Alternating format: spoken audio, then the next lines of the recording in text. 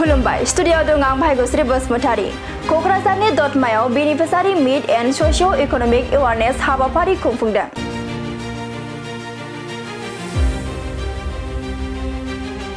नंगौ, क'क्राझार जिल्लानि सिङाव थानाय 8 नं दतमा बियाबनि खन्थाइबारि गामिनि गेवलां गेलेग्रा फोथाराव सानसेनि मेहेरगोनां हाबाफारि लानानै बिटिआर सरकारनि बानजायनायाव beneficiary meat and socio' economic हाबाफारि खुंफुंदों।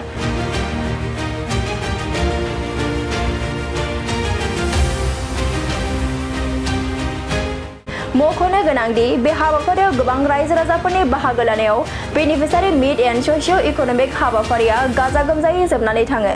दिनैनि बे हाबाफारियाव गाहाय आलासि महरै बाहागो लायो बिटिआरनि गाहाय मावफुं सोद्रोमा प्रमद बर', रायजो सभानि MP Rwngwra Narzary, MP Jayanta Basumatary, MLA Lawrence Islary, MCLA Madhav Chhetri आरो बिटिसिनि बारग' लेङाइ गाहाय खाम्फा बरगयारिजों लोगोसे गुबुन गुबुन बिबानाव थानाय गोबां दैदेनगिरिफोरा बेनिफिसारि काम स'सिय' इक'नमिक डेभेलपमेन्टनि थाखाय मोनसे प्रग्राम खालामनाय जादों आरो बेयो सरकारि भाबै बिटिआरनि चिफ मानगोनां प्रमद बर' बिथाङानो बे हाबाफारिखौ जोंनि दतमा समस्तियाव लाहोदों।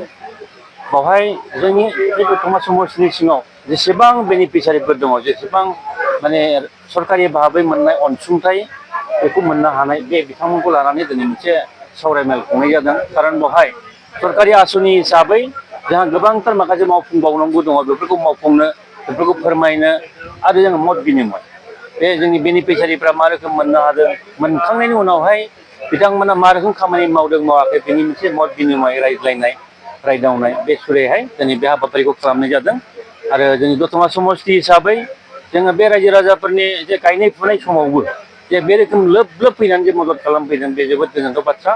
आरो आं सानो जोंनि दतमा ओनसोलनि रायजो राजाफ्रा जेसेबांखिनि सरकारि आसनिफोर दं निस्सय एसेब्लाबो बयबो मोननो हादों आरो मोनगिरि बिथांमोना दिनै गासिबो नुजाफैजोबदों। बेनि थाखाय जोबोद गोजोननाय जोंनि रायजो राजाफोरनिसिम। जोङो बेवहाय टारगेट हिसाबै जोंनि रायजो राजाफोरनि माबाया बेनिफिसारिफ्रा 10,000नि एसे बारा दङ। बे 10,000नि एसे बाराब्लाबो जों बेखौ खबर होनायाव खामानि दामानि दुंगाय निस्सय फैजोबाखै, अब्लाबो दिनै 10,000नि सासेबो खम जानाय नङा, बेखौ जों एकदम रोखा मिथिनो हायो आरो। गाहाय आलासि महरै जोंनि बिटिआरनिनो चिफ मानगोनां बिथां प्रमद बर' बिथाङानो प्रग्रामनि माबा हिसाबै चिफ हिसाबै दिनै बाहाय नुजाफैदों। आरो बेजों लोगोसे जोंहा रायजो सभानि एमपि बिथाङाबो गावनि गेबें रावजों रायजो राजाफोरनि सिगाङाव फोरमायलांदों। आरो बेनि उनावहायनो जोंनि एमएलए मानगोनां बिथां लरेन्स इस्लारि बिथाङाबो गेबें रावजों जोंनि रायजो राजाफोरनो फोरमायलांदों। बेवहाय जोंनि लकसभानि एमपि बिथां जयन्त बसुमतारी बिथाङाबो बाहाय दंमोन।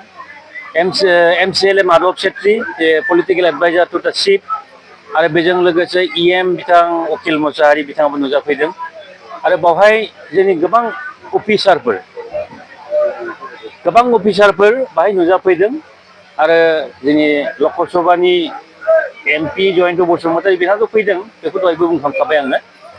दा बेवहाय जोंनि गोबां अफिसारफोर जाय रिलेटेड टु दा पाब्लिक, पिएनआरडि डिपार्टमेन्टनि पिडि फैबाय, पिडिअ फैबाय, अफिसार फैबाय आरो एग्रिकालचार डिपार्टमेन्टनि माखासे अफिसारफोर फैबाय। दा बेफोर गासै अफिसारफोरखौ लानानै जोंनि थासारि, जोंनि बे ओनसोलनि जौगानाय बेखौ जोङो माबोरैहाय इयुन समाव मावलांगोन बिनि हाबाफारिखौ माने दिनै रोखायै फोरमायना होनाय जादों अफिसारफोरनोबो। बिथांमोना निस्सय जोंनि रायजोफोरनो निस्सय खामानि मावनो हागोन आरो।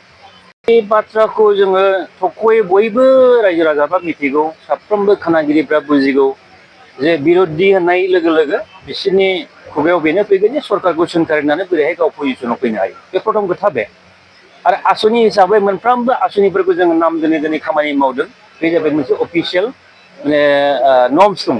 बे अफिसियेल नर्म्सखौ जोङो दोननानै मोनफा मोनफा आसनिखौ नाम दोननानै दिनै जोंनि बेनिफिसारिफोरनो जोङो मावनानै होदों। फरायसाफोरनि थाखाय जोङो गियान सोरां होबाय, मैगं थाइगं साहा दखान बेफोरबायदि होनाय हिनजावफोरनि थाखाय जों दिनै अनसाय बिथांखि होबाय।